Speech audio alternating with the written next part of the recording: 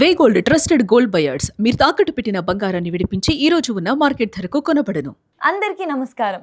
Welcome to it's you TV. నేను మీ దాక్షాయిని. ప్రస్తుతం మనతో పాటు ఉన్నారు ప్రముఖ తంత్ర జ్యోతిష్యులు, జ్యోతిష్య సామ్రాట్, జ్యోతిష్య రత్న డాక్టర్ చింతా రుక్మాంగదరావు గారు. గురువు గారితో మాట్లాడి ద్వాదశ రాశుల వారికి కూడా జూన్ 2వ తారీఖు జరగబోయే గురుగ్రహం మార్పు వల్ల ఎటువంటి ప్రభావం ఉండబోతుందో తెలుసుకుందాం. అంతకంటే ముందు ఇటువంటి ఆధ్యాత్మికపరమైన వీడియోస్ కోసం ఇప్పుడు మన ఛానల్ని సబ్స్క్రైబ్ చేసుకోండి. నమస్కారం గురుగారు. మాతృదేవోభవ, పితృదేవోభవ, ఆచార్య దేవోభవ. ఓం నమో మాందేశ్వరాయ నమః. అందరూ బాగుండాలి, అందరికి మంచి జరగాలి. గురుగారు, జూన్ 2వ తారీఖు మనకి గురు గ్రహం మార్పు జరుగుతుంది అని అంటున్నారు కదా, మిథున రాశి వారికి ఏ విధంగా ఉండబోతుంది? ఈ 2026 సంవత్సరం మాస ఫలితాల భాగంగా జూన్ మాసం మిథున రాశి వారికి జూన్ 2వ తారీఖున గురువు 2వ ఇంట్లోకి వస్తున్నాడు. జన్మంలో ఉన్న గురువు 2వ ఇంటికి వస్తున్నాడు. 2వ ఇంట్లోకి రావడం మంచిదే. అదేవిధంగా 8వ తారీఖు ఈ రాశికి పంచమాధిపతి, వ్యయాధిపతి అయిన శుక్రుడు 2వ ఇంటికి వస్తున్నాడు. 22వ తారీఖు ఈ రాశ్యాధిపతి, చతుర్థాధిపతి 2వ ఇంటికి వస్తున్నాడు. అంటే 1, 4, 5, 12 స్థానాధిపతులు, 7, 10 స్థానాధిపతులు అయినటువంటి గురు, బుధ, శుక్రులు ఈ మాసంలో 2వ ఇంట్లో కలుస్తున్నారు. అంటే 3 శుభగ్రహాలు 2వ ఇంట్లో కలుస్తున్నాయి. 2వ ఇల్లు అంటే ఆదాయము అని అర్థం, కుటుంబము అని అర్థము. కాబట్టి మంచి ముష్టాన్న భోజన ప్రాప్తి, మంచి ఇన్కమ్స్ రావడము, వీళ్ళ మాటకు విలువ పెరగడము, మాట్లాడే మాట కూడా 2వ స్థానమే, ఇవన్నీ బాగా పెరుగుతాయి. తర్వాత వీళ్ళకు వ్యయస్థానంలో ఉన్నటువంటి రవిగ్రహము 15వ తారీఖు జన్మంలోకి వస్తున్నాడు. అంటే 3వ స్థానాధిపతి లగ్నంలోకి అంటే రాశిలోకి వస్తున్నాడు. రవి అంటే ఉష్ణం ఎక్కువ కాబట్టి ఏదైనా దేహానికి వేడి చేయడము, జ్వరం రావడము, అంటే హీట్ బాడీ రావడం. అంటే రవిగ్రహం అంటే వేడి కాబట్టి రవి దగ్గరికి ఏ గ్రహం వెళ్ళినా బూడిదైపోతుంది, అంటే బర్న్ అయిపోతుంది. రవిగ్రహం రాశిలోకే వస్తుంది కాబట్టి మృగశిర 3, 4 పాదాల్లోకి వచ్చినప్పుడు వాళ్ళకు ఆ పాదాల పుట్టిన వాళ్ళకు, ఆరుద్ర 1 నుంచి 4 పాదాల వాళ్ళకు ఆ పాదాల ప్రయాణించేటప్పుడు, పునర్వసు 3 పాదాల ప్రయాణించేటప్పుడు ఆ నక్షత్రాలు ఆ పాదాల్లో ఉన్న వాళ్ళకు ఉష్ణ సంబంధమైనటువంటి ఏదన్నా అనారోగ్యం చేసే అవకాశం ఉంటుంది. రవి ఈ రాశికి మంచివాడు కాదు. రవిగ్రహాన్ని కూడా ఏ శుభగ్రహము చూడడం లేదు. కాబట్టి ఏదైనా దేహ వేడి చేయడానికి అవకాశం ఉంటుంది. వేడి వస్తువులు, మిరపకాయలు, వంకాయలు, మసాలా, ఇటువంటి ఫుడ్ కొంచెం తగ్గించి తింటే మంచిది. చలవ చేసే పదార్థాలు, ఆహారం ఎక్కువ తీసుకుంటే మంచిది. అంటే రవి జన్మంలోకి వస్తున్నాడు కాబట్టి రవి జన్మంలోకి వచ్చినప్పుడు ధీమాన్ని, కొంచెం అహాన్ని, నెగ్లెక్ట్ని పెంచుతాడు. రవి అంటే గ్రహ రాజు. రాజు అలాగే ధీమాగా ఉంటాడు, అంతా నాకే తెలుసు అని అంటాడు, అన్నిటికి నేనే బాస్ అంటాడు. అటువంటి ధీమాన్ని వస్తుంది. కాబట్టి దాన్ని కొంచెం వదలడం మంచిది. అదేవిధంగా 11వ స్థానంలో ఉంటే రవి కుజగ్రహము 20వ తారీఖు 12లోకి వస్తుంది. అంటే 12వ స్థానం అంటే ఏమి? నిద్ర, బెడ్రూము. అక్కడికి వచ్చేకాడికి కుజుడు అంటే ఎవరు? ఫోర్స్, ఒక స్పీడ్, ఒక ఆవేశం. కాబట్టి వీళ్ళు సరిగ్గా నిద్రపోరు. ప్రశాంతంగా ఉండే, అంటే బెడ్రూమ్లో బ్రెయిన్ పని చేయకూడదు. బ్రెయిన్ పని చేస్తే ఆలోచిస్తుందని అర్థం. నిద్రపోకుండా ఆలోచిస్తూ ఉన్నాం ఎందుకు అంటాం కదా. నేను రాత్రంతా ఆలోచించాను, ఏం చేద్దామని నాకు ఐడియా వచ్చింది అంటారు. అంటే నాకు ఐడియా వచ్చింది, ఆలోచిస్తేనే వచ్చింది రాత్రి. అంటే నిద్రపోతే నా ఐడియా రాలేదు, ఆలోచిస్తే ఐడియా వచ్చింది. అంటే వీళ్ళు ఎక్కువగా ఆలోచిస్తారు బెడ్రూమ్లో అని అర్థం. కుజుడు అంటే ఒక ఫైటింగ్ మాస్టర్ కాబట్టి ఇప్పుడు బెడ్రూమ్ అంటే మన ఒక 12వ స్థానంలోకి వచ్చాడు కాబట్టి దాంపతిలో గొడవ వచ్చేది కూడా అవకాశం ఉంటుంది.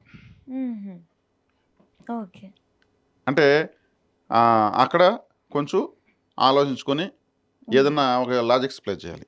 నిద్ర రాలేదనుకోండి, నిద్రపోవాలంటే ఏం చేయాలి? నిద్రపోవాలి ఇంకా కూడా డిస్టర్బెన్స్ ఎక్కువ అవుతుంది. ఈ 1, 2, 3 ఉంటాయి కదా, ఓ 500 నుంచి రివర్స్ కౌంటింగ్ చేయాలి. 500, 499, 498, 497 అంటే రివర్స్ 1 దాకా అంటే మధ్యలో మనం చెప్పలేం. బ్రెయిన్ బరువు ఎక్కి నిద్ర వచ్చేస్తుంది. ఇది ఎవరైనా సరే చేయొచ్చు. నిద్ర రాని వాళ్ళంతా రివర్స్ చర్నింగ్ అనమాట, బ్రెయిన్ రివర్స్లో పని చేయించడం వల్ల నిద్ర వచ్చేస్తుంది. ఇటువంటి మంచి ఐడియాలు ఉంటే కూడా చేయొచ్చు. అదే రాహువు, శుక్రుడు ఉంటే అత్యద్భుతమైనటువంటి నిద్ర ఉంటుంది, నిద్రా సౌఖ్యం బాగుంటుంది, లగ్జరీగా నిద్రపోతారు. ఇంకా కుజుడున్నా, గురువున్నా, కేతున్న ఏ గ్రహం ఉన్నా 12వ ఇంట్లో మంచిది కాదు. ఒక 2 గ్రహాలకి అక్కడ బలం ఎక్కువ అంటే అవి కంఫర్ట్ చూపిస్తాయి. తర్వాత 10వ ఇంట్లో శనేశ్వరుడు ఉన్నాడు. 10వ ఇంట్లోనే శనేశ్వరుని గురువు 2వ ఇంట్లో నుంచి చూస్తాడు కాబట్టి వృత్తిలో మంచి అభివృద్ధి ఉంటుంది. వీళ్ళకి 2వ ఇంట్లో 3 శుభగ్రహాలు ఉన్నాయి కాబట్టి ఆదాయం బాగుంటుంది. కుటుంబ స్థానంలో 3 గ్రహాలు ఉన్నాయి కాబట్టి కుటుంబంలో శుభ వార్తలు వినడము, శుభవార్తలు వినడం అంటే శుభకార్యాలు జరగకపోయినా కానీ ఇన్ని రోజులు పిల్లలు లేని వాళ్ళకి పిల్లలు కన్ఫర్మ్ అయితే కూడా శుభవార్తే కదా. అవును. పిల్లలకు మంచి మార్కులు వచ్చి మంచి స్కూల్లో చేస్తే శుభవార్తే కదా. అట్లా కుటుంబంలో అనేక శుభవార్తలు వినేటువంటి మాసంగా దీన్ని చెప్పొచ్చు. అదేవిధంగా 3వ ఇంట్లో కేతు ఉన్నాడు. 3వ ఇంట్లో కేతు మంచిదే, అంటే పాపగ్రహం పాపస్థానంలో ఉండడం మంచిది. 3వ ఇంటి గ్రహము లగ్నంలో ఉంది, అంటే రాశిలో ఉంది. కాబట్టి వీళ్ళు ఎక్కువగా శివాలయానికి వెళ్ళాలి. రాశిలో జన్మంలోనే రవి గ్రహం ఉన్నప్పుడు శివాలయానికి వెళ్ళడం వల్ల ఆ యొక్క రవి యొక్క తాపము తాకడ దోషము తగ్గుతుంది. శివాలయానికి ఆదివారము శివాలయానికి ఒక వాల్ క్లాక్ గిఫ్ట్గా ఇవ్వడం మంచిది. వాల్ క్లాక్ అంటే రవి గ్రహం. సూర్యుని చూసాక టైం ఎంత నేను డిసైడ్ చేస్తాము. 6 గంటలకు అస్తమిస్తాడు, 6 గంటలకు ఉదయిస్తాడు, మధ్యాహ్నం 12కి పైకి వస్తాడు. దీన్ని ఒక వస్తువుగా తయారు చేసుకున్నారు. ఈ సమయానంతా ఒక వస్తువు తయారు, ఆ వస్తువే వాల్ క్లాక్. కాబట్టి సూర్యుడిలాగా ఉంటుంది వాల్ క్లాక్. గ్రహాలన్నీ కూడా నంబర్ లాగా తిరుగుతుంటాయి. 12 రాసులు ఉంటాయి, 12 గంటలు చూపిస్తూ ఉంటుంది. వీళ్ళు దీన్ని ఎత్తుకెళ్ళి ఆదివారం శివాలయంలో గిఫ్ట్గా పెట్టడం మంచిది వీళ్ళకు.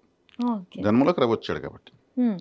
కాబట్టి ఇక్కడ ఈ 2వ స్థానం బలంగా ఉంది, 10వ స్థానం బలపడింది, 9వ స్థానం బాగానే ఉంది. 9వ స్థానం రాహు ఉన్నాడు. రాహు అంటే ఆయన మెలిఫిక్ ప్లానెట్. 9వ స్థానం అంటే తండ్రి, మన ఫాదర్ని తెలియజేస్తుంది. అంటే పితృదోషం ఉంది, పితృ పరిహారం చేసుకోవాలి. ఎందుకంటే పితృగ్రహం కూడా రవి తండ్రిని సూచిస్తాడు. రాశిలో ఉన్నాడు. 9వ స్థానం తండ్రి అయిన స్థానంలో రాహు ఉన్నాడు. ఇక్కడ రవి, అక్కడ రాహు. కంపల్సరీ పితృదోషం ఉంది. తండ్రి లేని వాళ్ళకైతే ఇబ్బంది లేదు, తండ్రి ఉన్న వాళ్ళకి తండ్రికి ఇబ్బంది. ఇప్పుడు ఏదైనా అనారోగ్యం చేయడము, తండ్రికి ఏదైనా వ్యాపారాలు నష్టం రావడము, ఏదో ఒక అన్కంఫర్ట్ జరుగుతుంది. కాబట్టి పితృపరిహారం చేయాలి. పితృపరిహారం ఎలా చేయాలంటే అమావాస్య రోజు, మకా నక్షత్రం రోజు ఏదన్నా తీర్థాలు అంటే ఏమి, నదులు, బావులు, సముద్రాలు ఇట్లాంటి వాటికి వెళ్ళి పురోహితులు తీసుకెళ్తే వాళ్ళు పిండ పితృయజ్ఞము, తిలతర్పం, బలిహోమం లాంటివి చేపిస్తారు. అది మంచిది. తండ్రి ఉన్న వాళ్ళైతే తండ్రి చేయాలి, తండ్రి లేని వాళ్ళైతే వీళ్ళే స్వయంగా చేయొచ్చు. ఇది చేయలేము అంటే అమావాస్య రోజు, మకా నక్షత్రం రోజు కాశీ లాంటి క్షేత్రాలకు ఆన్లైన్లో అమౌంట్ డొనేట్ చేయొచ్చు అన్నదానానికి. వెబ్సైట్ ఓపెన్ చేసి అన్నదానం కనిపిస్తుంది. అక్కడ క్లిక్ చేసి 500, 1000 వాళ్ళ ఇష్టం. ఇప్పుడు ఉదాహరణకు 500 పంపించారు అనుకోండి, 100 రూపాయలకు ఒకరు భోజనం చేస్తారు కదా, ఓ 5 మంది భోజనం చేస్తారు, ఎవరో తింటారు. అది అమావాస్య వచ్చేయచ్చు. ఇటువంటివి చేసుకోవచ్చు. దీనివల్ల ఇప్పుడు ఈ మాసం ఈ రాశి వాళ్ళకు ఫలితాలు పెరుగుతాయి. ఈ పరిహారాలు చేసుకుంటే చాలు. కుటుంబ స్థానం బలపడింది. ముఖ్యంగా ఆదాయం బాగుంటే అన్నీ బాగున్నట్టే కదా. ధనం మూలం ఇదం జగత్. డబ్బు లేకుండా మంచితనం ఉంది, నేను 6 అడుగుల హైట్ ఉన్నానంటే ప్రయోజనం లేదు. డబ్బు ఉంటే అన్నీ బాగుంటాయి. కాబట్టి ఆ డబ్బులు అనేది వీళ్ళకు ఆదాయం పెరుగుతుంది. ఇప్పటి నుంచి వీళ్ళకి ఫ్యూచర్లో ఇప్పటి నుంచి చేసే వ్యాపారాలు, వృత్తులను కూడా చక్కగా మంచి ఫలితాలు ఇస్తాయి. వీళ్ళకి బయట నుంచి వచ్చే అవకాశాలు కానివ్వండి గురుగారు, మేబీ రాజకీయ రంగంలో ఉన్న, సినీ ఫీల్డ్లో ఉన్నా కూడా వీళ్ళకి ఆపర్చునిటీస్ ఏ విధంగా ఉంటాయి?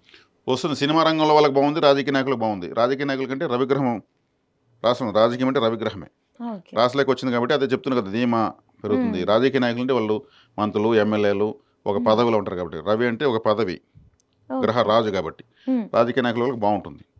సినిమా రంగం వాళ్ళు కూడా బాగుంటుంది. ఎందుకంటే శుక్రుడు 2వ స్థానంలో ఉంటాడు. శుక్రుడు అంటే సినిమా రంగం, అంటే కళాకారులంతా శుక్రగ్రహంలో ఉంటారు.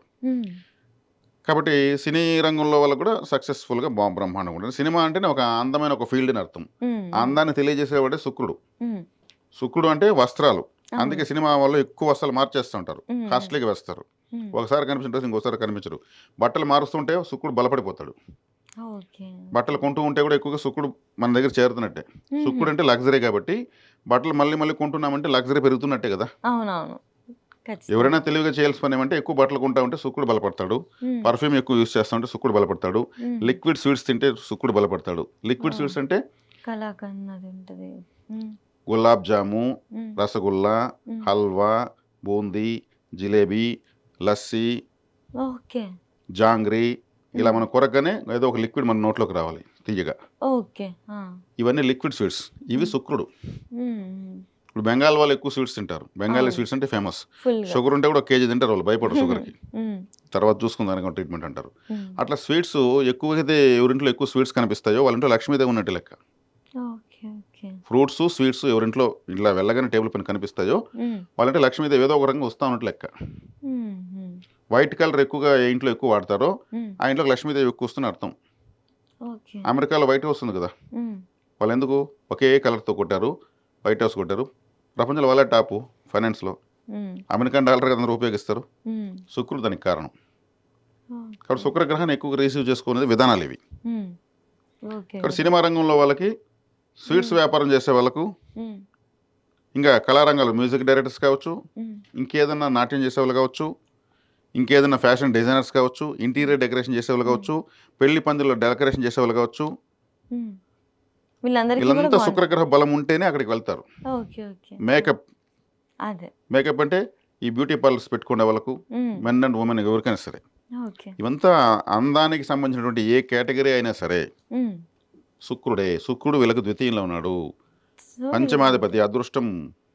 ఉమ్. కాబట్టి చాలా చక్కగా ఉంది. మిథున రాశి వాళ్ళు గుండెల పని చేసుకుని హ్యాపీగా ప్రొసీడ్ అయిపోవచ్చు. గురుగారు ఇంకొక చిన్న మాట, మిథున రాశి వారు ఏ రాశి వారిని చేసుకుంటే బాగుంటుంది?